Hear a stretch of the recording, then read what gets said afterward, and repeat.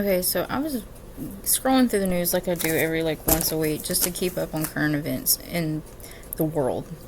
Okay, tell me why I saw an article by CNN. It says CDC extends controversial Trump era border policy despite opposition from Biden allies. So I click on it and it goes into depth about Title 42 was invoked by the Trump administration at the onset of the coronavirus pandemic and has continued to be used and defended by the Biden administration.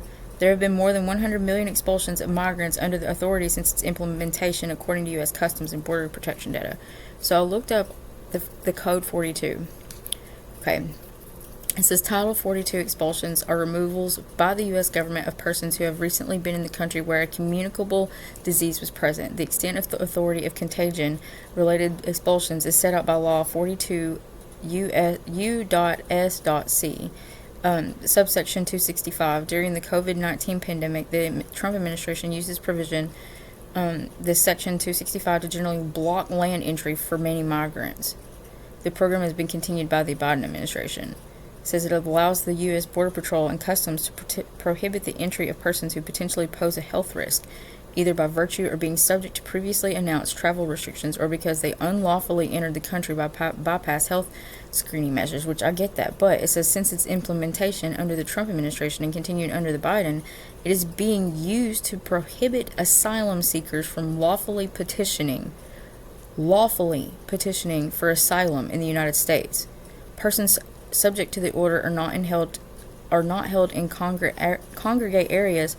Then why do they have kids in holding down at the border for processing and are instead immediately expelled to their country of last transit?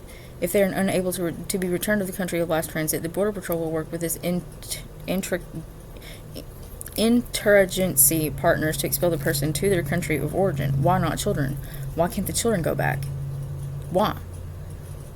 It says expulsions under the Title 42 are not based on immigration status and are tracked separately from immigration. So what the fuck is really going on down there?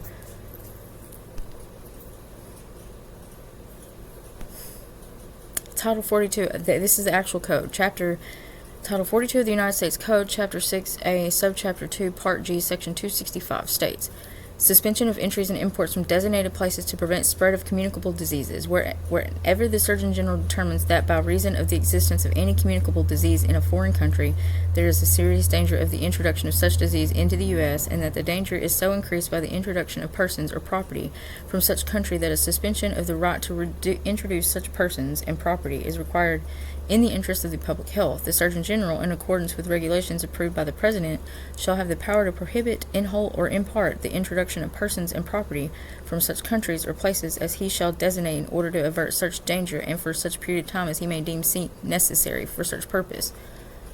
It never says anything about immigration at all, respectively to our United States President.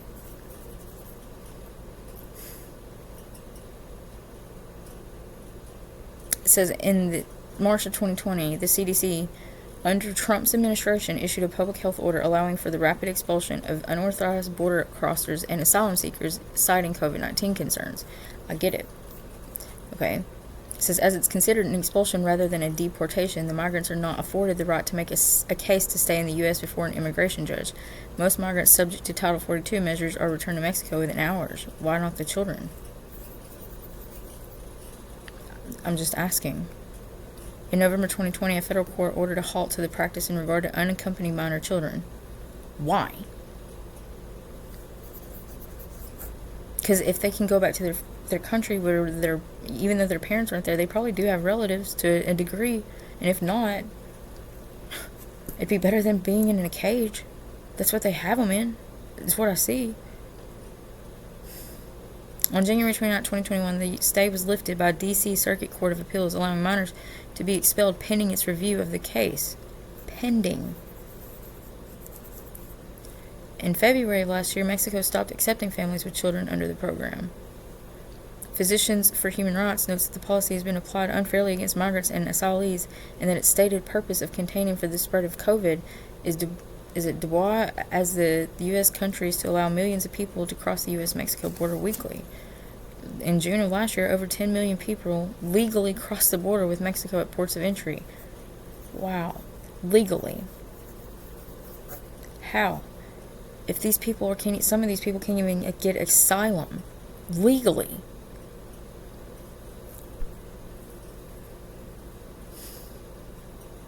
In early February of last year, the Mexican government announced that it would stop accepting non-Mexican family units with minor children returned to Mexico under Title 42. And then in last year, it was reported that the Biden administration may be considering rescinding it. And then August 1st of last year, Stephen Miller called for the Title 42 expulsions. And then in September, the NPR reported that Biden administration has defended Title 42 expulsion in court under the pretext of slowing the spread of COVID.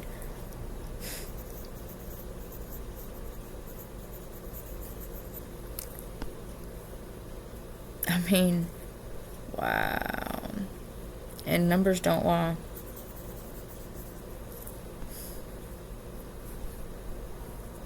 I mean, respectfully, sir, like, I'm just trying to help more than I am trying to harm. But when I see something for what it is, I'm going to say it regardless of what position it puts me in. Because I see bullshit every day.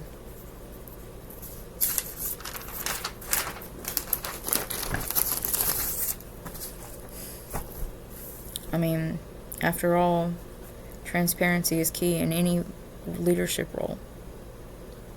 And yes, I agree that the Trump administration fucked a lot of things up, but at the same time, it's like you're backpedaling on some of the stuff that you said were important to you.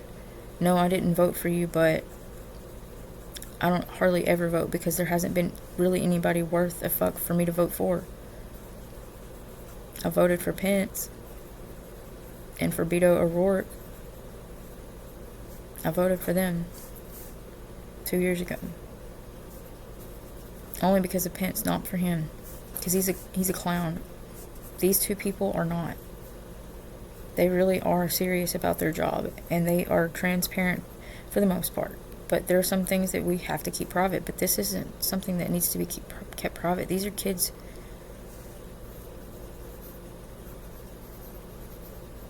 And the fact that the wall was not ever designed to keep them out.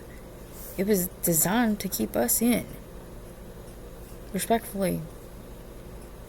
But they made it look good and they dressed it up so it would be partially built.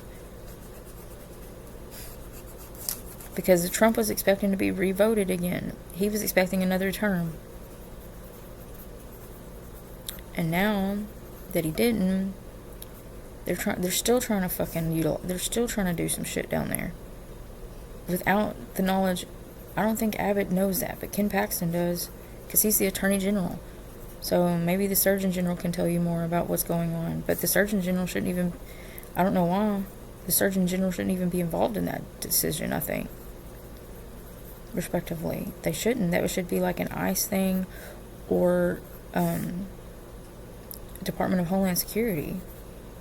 Not Surgeon General. That's for like products and such. As well as pharmaceuticals and Surgeon General, yeah, it'd be like health. That's public health. I can understand the COVID part of it, but not for immigration. I'm just saying, respectively. And I don't care, like, nobody probably sees them because everybody thinks that I'm crazy, but I'm literally stating the obvious because I see it for what it is. So you might want to go take a look at, what was it called? The United States Code. The United States Code book, I guess, and just kind of maybe glance and see what kind of stuff's in there. Because I'm sure shit about to, because I have a feeling that's not the only mess up in it. Because it says the Surgeon General, in accordance with regulations approved by the President, shall have the power to prohibit in whole or part. Yes, for diseases and sicknesses only. Not for immigration laws. That's not his domain. That's not his designated area, respectively, to the President of the United States. So I just wanted to point that out, respectfully, sir. And I hope you have a wonderful night.